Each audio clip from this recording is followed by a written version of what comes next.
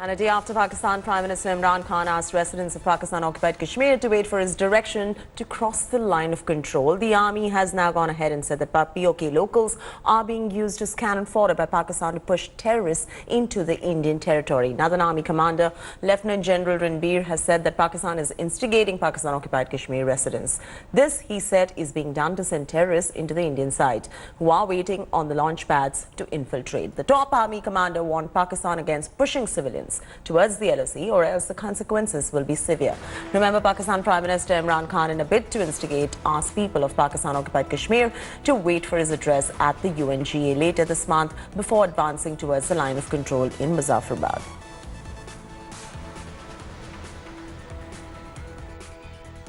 The situation along the line of control is firmly under our control. By our very calibrated and proactive approach, we have been able to attain complete moral ascendancy over the enemy. Unfortunately, Pakistan and its army have been using, in the last couple of weeks, terrorists and infiltrators to attempt to cross the line of control with a view to come inside and carry out disturbances. They are also carrying out ceasefire violations. However, our military strategy is very clear. All infiltration attempts along the line of control have been foiled. And as Pakistan continues to violate ceasefire and target Indian civilians in the areas along the line of control in Jammu and Kashmir, the army in Poonch rescued school students from the Pakistani firing and shifted them to safer places. Sources said that 20 students were rescued by army jawans near the LOC in Poonch in firing by the Pakistani forces. Remember, there is a surge in the ceasefire violations by Pakistan after 5th August, when the government stripped Jammu and Kashmir of its special status. The Pakistani army has regularly targeted civilians and damaged houses near the LOC.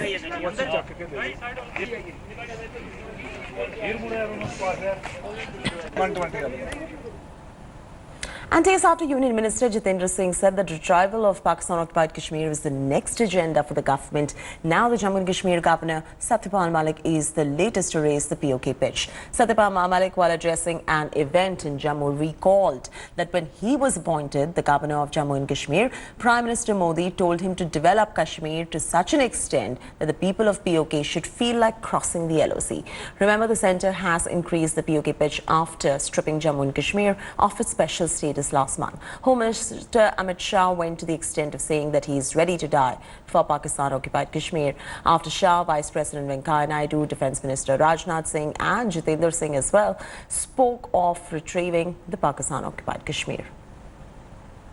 प्रधानमंत्री जी ने मुझे जब मैं charge लेने के लिए आया उस दिन कहा था, वो ये था कि जम्मू कश्मीर को इतना चमका दो को पीओ के लोग बॉर्डर पार करके इधर आना चाहें और ये कहें कि ये है हमारा Kashmir. In fact, some other reactions coming in there. Let's listen into Amit Shah, Venkaiah Naidu, Rajnath Singh and Jitendra Singh on Pakistan-occupied Kashmir. Now the next agenda is retrieving Pak-occupied Jammu Kashmir and making it a part of India. और ये सिर्फ मैं नहीं कह रहा, या मेरा संगठन नहीं कह रहा, ये राजनीतिक दल नहीं कह रहा. This is a part of a unanimously passed resolution of the Parliament in 1994 by the Congress government headed by Prime Minister Narasimha Rao. मैं जब जम्मू एंड कश्मीर बोलता हूं, माननीय सदस्य इसलिए एग्रेसिव हूं कि जम्मू एंड कश्मीर के पीएको को आप भारत का हिस्सा नहीं मानते हो क्या? एग्रेसिव ना हो, जान दे देंगे इसके लिए. क्या बात कर रहे हो आप? एग्रेसिव होने की क्या बात कर रहे हो? जान दे देंगे इसके लिए. आगे भी जो बातचीत होगी, किस मुद्दे पर बातचीत होगी? अरे बात होगी अब तो पाक अधिकृत कश्मीर पर बात होगी बहनों भाई, और किसी मुद्दे पर बात नहीं होगी. हमारा पड़ोसी बड़ा आतंकवाद का सहारा लेकर भारत को अस्थिर करना चाहता है, भारत को कमजोर करना चाहता है. Kashmir is an integral part of India. From 1952 onwards, 54 onwards, elections are held. Chief ministers are elected. There is an elected government at the state. Members of parliament are being elected. And what is there to discuss? Yes, there is something remains to be discussed. I do agree. The remaining thing to discuss is about with our neighbor is hand over the remaining part of Kashmir to us, that is POK. On Hindi Divas, Amit Shah pitches for a common language for India, says Hindi is spoken most and can unite the country. But the southern states are up in arms and warn the centre against the imposition of Hindi.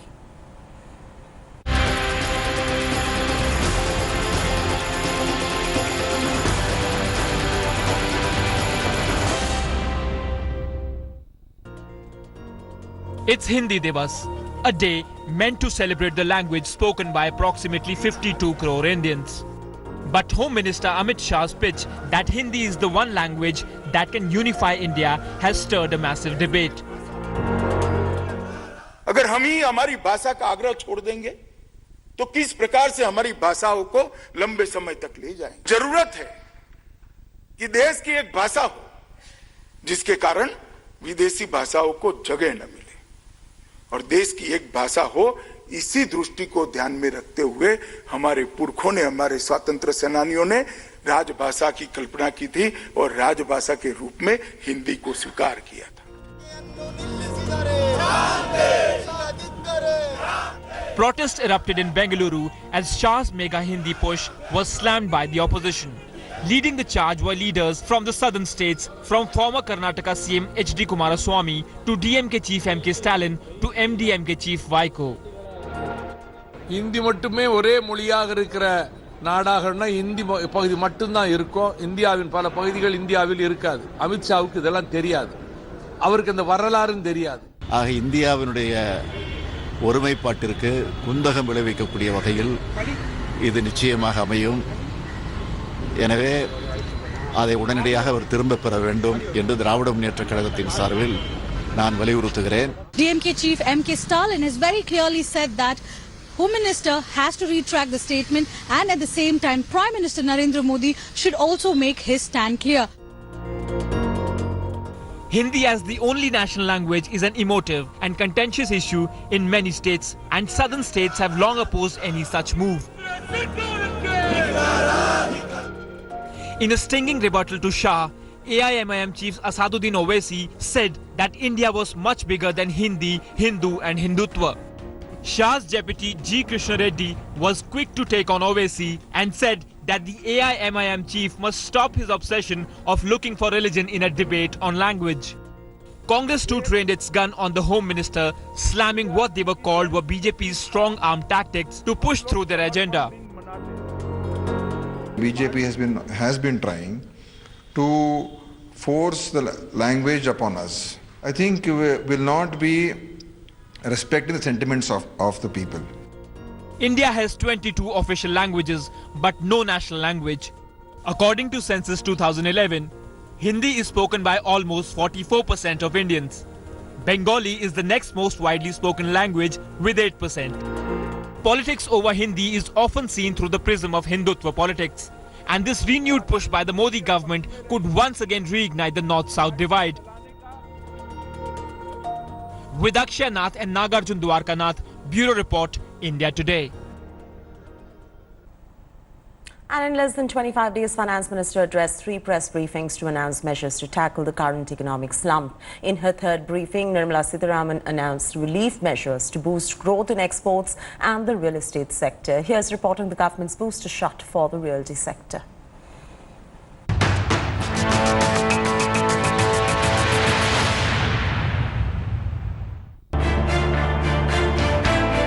It was the third major press briefing by the Finance Minister and the third booster for the economy from the Modi government. Focusing on exports and the real estate sector, Finance Minister announced a string of measures. More credit support has been extended, and additional liquidity support for the housing finance corporations. The Export Credit Guarantee Corporation, the ECGC, will expand the scope of ECIS and will offer higher insurance cover. There is much needed relief for the real estate sector. The first one, relaxation of commercial borrowing guidelines. ECB guidelines will be relaxed to facilitate financing of home buyers who are eligible under the PMAY in consultation with RBI. The second one was lowering of interest rates for house building advances for all government employees. The interest rate on house building advance shall be lowered and linked with the 10-year GSEC yields. So this will particularly benefit government servants. And the last one was a special window for affordable and middle-income housing. All institutions funding housing under the affordable housing scheme should move faster because there is a lot of interest among buyers. These measures come as the government hopes to pull the housing sector out of the dark reality. As per a report by real estate consultancy Anurok, around 1.7 lakh homes in 220 projects across 7 cities in the country are still stalled. 66% of these houses have already been sold, leaving buyers in the lurch. And as per the data, the National Capital Region has the largest pile-up of stalled units, with 1.1 lakh unfinished homes spread over 67 projects. The Modi government also gave in to one demand out of the 3 put forward by the real estate sector, approving an addition of 10,000 crores to the Stressed Assets Fund. All the major banks in the country to make sure that they dole out money, they give credit, and to make sure that all the banking reforms that the government has been talking about, they are on path. The government hopes that these measures will definitely give a fillip to the economy, which has already started showing some green shoots. But the big question is, are these measures enough to help the Modi government pull the real estate sector out of its liquidity slump? Bureau Report, India Today. And the battle to save the 1,300-hectare RA forest land, Mumbai's last green lung in the northern suburb, Goregaon, will get a big boost today. Mumbaikars and the opposition have planned major protests against the felling of 2,700 trees in RA colony for Mumbai Metro's car shed. Will NGOs protest? While NGOs are going to be protesting in Azad Maidan, another group of citizens are going to be protesting in Azad Kranti Maidan, while Congress leader Sanjay Nirupam will be performing Van Puja in RA. The issue has drawn a lot of attention. Many celebrities and influencers have taken to social media as well. They've taken social media by storm, raising their concerns and also voicing their opinions regarding this matter. Activists have gone on to say that they are not against the expansion of the metro in Mumbai, but an ecologically sensitive area like RA Forest, which functions, are the largest natural air purifiers for the city. Metro hatao! Metro hatao! Metro hatao! And heavy rains have lashed several parts of Madhya Pradesh, Gujarat and Rajasthan, resulting in floods. More than 200 people have lost their lives and more than 9,000 homes have been damaged in Madhya Pradesh. Kamal Nath has released 50 crore rupees for the relief work. Relief camps have also been set up to provide shelter to over 8,500 people. Based on the reports from various state government departments, a detailed proposal is going to be sent to the Centre for Compensation. Flood situation continues to remain grim in Rajasthan. Hundreds of houses have been submerged. A warning for heavy rainfall has been issued in many districts. Moderate rainfall is now expected at many places in Gujarat's eastern parts in the next 24 hours. While the western parts of Gujarat, including Kutch, are going to be seeing light rains over scattered places, the activity over the rest of Gujarat is going to take a dip onwards.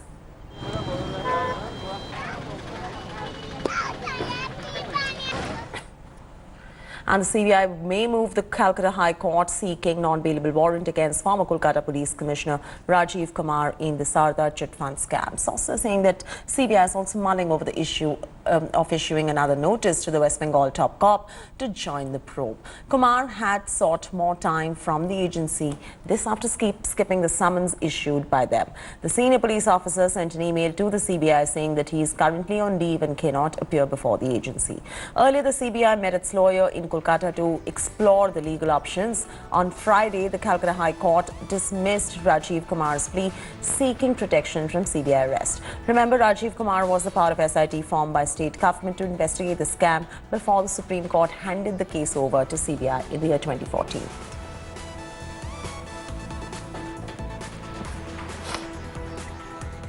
Thanks for watching the video.